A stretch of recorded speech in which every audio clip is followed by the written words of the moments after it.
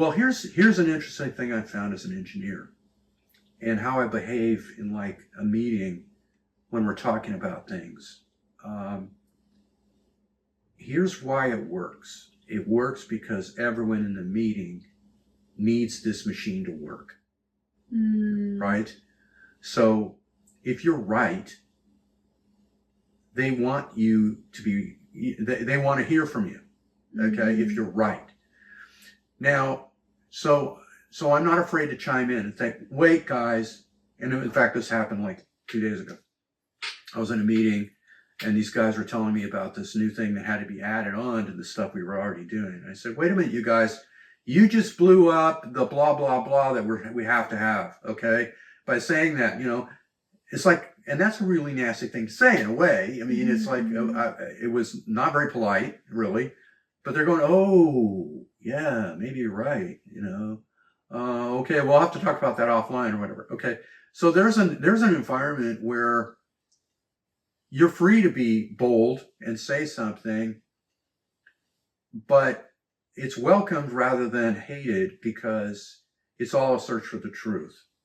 You see, there's a stake everyone has in the truth and finding it, and so they welcome criticism. Yeah.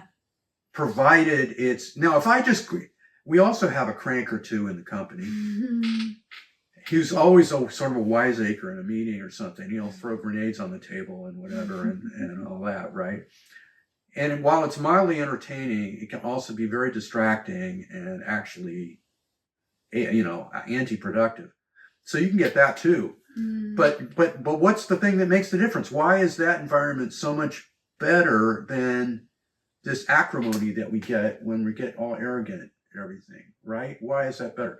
It's because everyone's open to learning and really need to know the truth.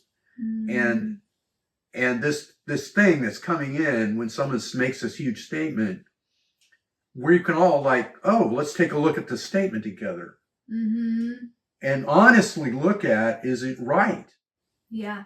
And when I've been found to be not right, I mean, the other day I had another thing. I said, John, you forgot in this term here, when you looked at this wider beam width, whatever, you brought in a bunch more clutter. And I said, no. And he goes, oh man, I got to look at that. Then he looked at it. I said, no, man, the receive side, we still have a narrow bandwidth. It's okay. And I go, okay, honest. That's great. So I throw this grenade on the table. No, it didn't explode. That's fine.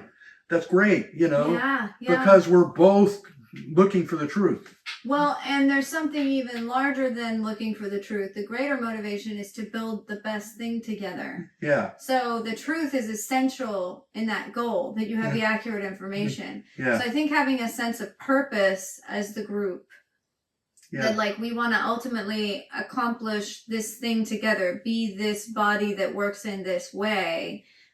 We need to find the truth in order for that to happen. We need to come together and be humble in order for that to happen, right? Yeah. Because it's hard to just teach somebody, be more humble. It helps when there's this knowledge that like, oh yeah, because we want to be humble because we're trying to make this thing, we want to get somewhere.